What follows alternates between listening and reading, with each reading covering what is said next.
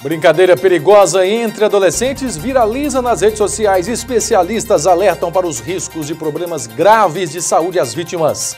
Veja dicas para preparar o lanche de forma saudável para o seu filho levar para a escola.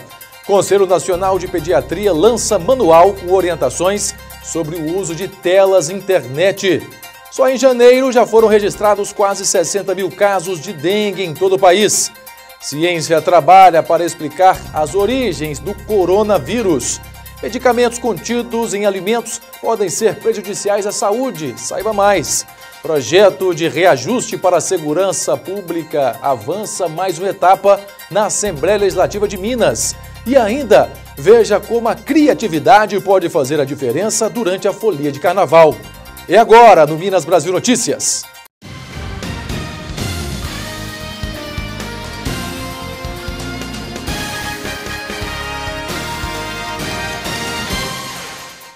Boa noite. Começamos esta edição com um alerta.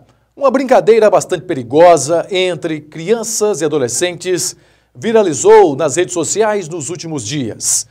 Ela já é chamada pelos médicos de quebra-crânio e pode causar graves problemas na coluna e na cabeça. O barulho de risos dá a impressão de que é tudo brincadeira. 3 pessoas pulam e a do meio, sem saber, leva uma rasteira enquanto ainda está no ar. O tombo faz a vítima bater a cabeça e as costas no chão com violência. Aqui o rapaz fica desacordado. Nesse outro desdobramento do chamado quebra-crânio, as vítimas são derrubadas pelas costas e caem de frente, podendo fraturar também o rosto. Esses vídeos viralizam na internet. No Colégio Rio Branco, em São Paulo, a direção recebeu dezenas de ligações dos pais nas últimas horas, todos preocupados com um novo suposto desafio, porque os vídeos mostram os jovens fazendo a brincadeira nas escolas. Nós estamos trabalhando com as crianças, com os nossos jovens, em sala de aula, com os professores, com os nossos orientadores educacionais e também uma formação específica com as sequelas dessa brincadeira com a nossa equipe médica que nós temos no colégio. Para mim é um comportamento meio irresponsável e bem bobo. 2 pessoas fazem isso só para machucar a outra, né? Esta médica enumera todas as fraturas que podem ser provocadas pela rasteira.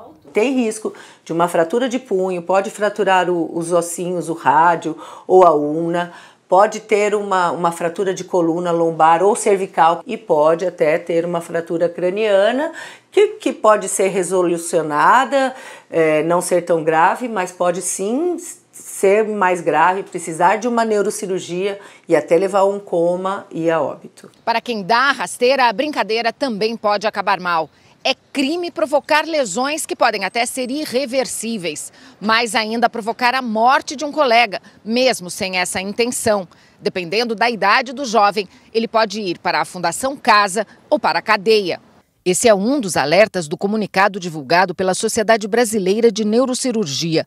Outras entidades, como o Sindicato dos Estabelecimentos de Ensino, também estão chamando a atenção de educadores e pais para o perigo da brincadeira, que se espalhou e precisa ser contida com uma conversa séria.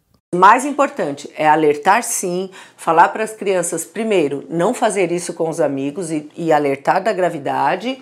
E falar também que se algum amigo fizer a brincadeira, que ele não deve participar da brincadeira e mostrar o risco. No Colégio Elvira Brandão, os próprios estudantes do 4º ano fizeram um vídeo de alerta contra a brincadeira do quebra-crânio. Então, a gente não faz isso porque isso machuca o colega e nós nos importamos com nossos colegas. Crianças muito pequenas devem usar a internet? Quantas horas diárias devem ser a conexão, estudo e lazer ao ar livre? Para ajudar os pais a conhecer as medidas certas, a Sociedade Brasileira de Pediatria lançou um manual com orientações sobre o uso de telas e internet. Yara é mãe de Yasmin, de 2 anos. Ela adora brincar com bichos de pelúcia e se diverte quando acompanha a mãe na leitura de um livro. A mãe não permite que a criança use celular, computador ou tablet. A televisão é a única tela que a menina tem contato até agora. Ela não pode ser uma criança totalmente analógica, né? A tecnologia vai ser importante para a vida dela, mas para limitar o uso, evitando o excesso, porque eu não sei até aonde que isso vai levar. No Brasil, 86% das crianças e adolescentes entre 9 e 17 anos estão conectados, de acordo com o levantamento do Comitê Gestor da Internet no Brasil. O número corresponde a mais de 24 milhões de pessoas. A preocupação com a saúde e a segurança deles levou a Sociedade Brasileira de Pediatria a lançar um manual com orientações sobre o uso de telas e internet. Os responsáveis devem evitar a exposição de crianças menores de 2 anos às telas, limitar o tempo de telas ao máximo de 1 hora por dia para crianças com idades entre 2 e 5 anos, máximo de 1 ou 2 horas por dia para crianças com idades entre 6 e 10 anos, limitar o tempo de telas e jogos de videogames a 2 ou 3 horas por dia, para adolescentes com idades entre 11 e 18 anos. Também é importante restringir o uso de dispositivos eletrônicos durante as refeições e desconectar 1 a 2 horas antes de dormir. E oferecer alternativas de lazer. Nós estamos falando principalmente da qualidade do tempo que a criança... O que a criança está deixando de fazer porque ela está no videogame ou está jogando, poderia estar brincando ao ar livre, praticando exercício ou mesmo fazendo o dever de casa. Criança e adolescente não precisa ser controlada por um algoritmo ou por um robô, né? Criança e adolescente tem que estar na responsabilidade pai, mãe, cuidador. Alguns pais começam a sentir na pele o desafio de fazer uma lancheira com alimentos saudáveis para os filhos levarem para a escola. Preparar o lanche para o filho levar para a escola sem produtos industrializados parece quase impossível, mas dá para fazer. O segredo é planejar e ser criativo. Com o início do ano letivo, uma das atividades diárias dos pais é montar a lancheira do filho. E os supermercados estão aí, né? Cheios de opções fáceis, bem ao alcance das mãos. Mas produtos industrializados sem valor nutritivo não precisam fazer parte da rotina. A lancheira pode e deve ser recheada de comida boa. Na hora de fazer as escolhas, é preciso lembrar que a merenda também faz parte de um hábito alimentar. Ela não é uma exceção, é o lanche que seu filho leva 5 vezes por semana. Então, vale a pena investir na escolha de ingredientes naturais, frescos, uma comida de verdade na marmitinha do seu filho. Kika é chefe especialista em alimentação natural. Mãe de 3 crianças, ela já tem toda uma manha na hora de montar o lanche dos meninos. As opções têm que ser sempre fáceis, práticas, né? Porque é todo dia um lanchinho novo e saudáveis. Opções com poucos industrializados, muitas frutas, muitos legumes, para que eles tenham uma alimentação bacana mesmo.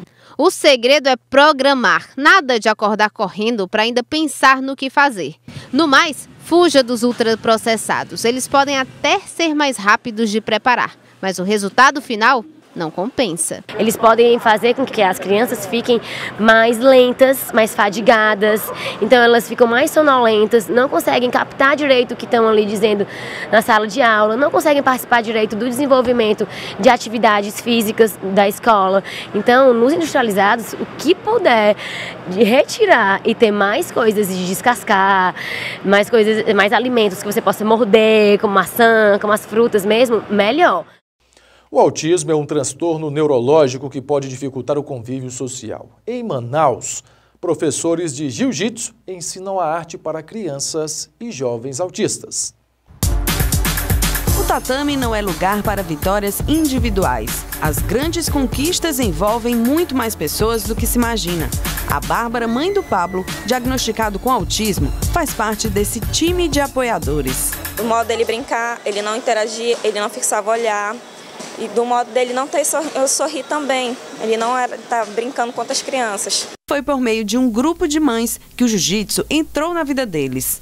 Por curiosidade, porque como ele não fazia nenhum tipo de esporte, nem nada, eu achei que o jiu-jitsu fosse uma outra porta para fazer um desenvolvimento melhor para ele. A melhora foi dele e começar a interagir, receber alguns comandos, porque ele é um autista que não recebe comandos. O Pablo tem apenas 4 anos e está há 6 meses treinando nesta academia, que fica localizada na zona norte de Manaus. O local conta com profissionais capacitados que investem na conexão entre professor e aluno, beneficiando o relacionamento e o aprendizado. A gente foca, então, os exercícios do jiu-jitsu para ajudar na superação daquelas dificuldades dele.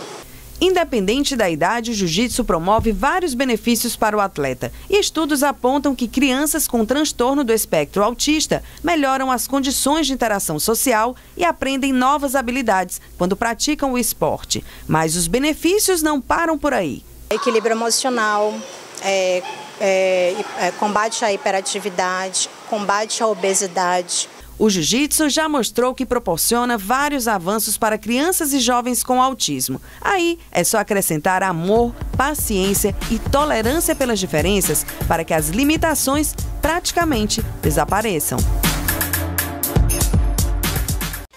Daqui a pouco, o projeto de reajuste para a segurança avança mais uma etapa na Assembleia Legislativa de Minas. E ainda veja como a criatividade pode fazer a diferença durante a folia de carnaval. Voltamos já.